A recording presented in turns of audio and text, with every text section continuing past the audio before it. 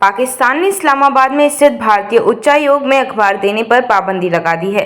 भारत ने इसे पाकिस्तान की छोटी सोच वाली कार्यवाही और वियना संधि का उल्लंघन बताया है।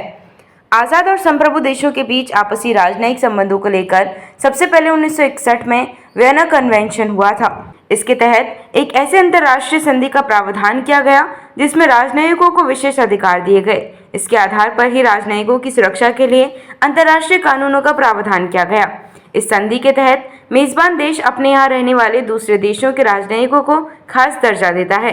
इस संधि का ड्राफ्ट इंटरनेशनल लॉ कमीशन ने तैयार किया था और 1964 में यह संधि लागू हुआ। फरवरी 2017 में इस संधि पर कुल 191 देशों ने दस्तखत किया था। इस संधि के तहत कुल 54 आर्टिकल हैं। इस संधि के प्रमुख प्रावधानों के तहत कोई भी देश दूसरे देश के राजनयिकों को किसी भी कानूनी मामले में गिरफ्तार नहीं कर सकता है। साथ ही राजनयिक के ऊपर मेजबान देश में किसी तरह का कस्टम टैक्स नहीं लगेगा। साल 1963 में संयुक्त राष्ट्र ने इस संधि से मिलती जुलती एक और संधि का प्रावधान किया।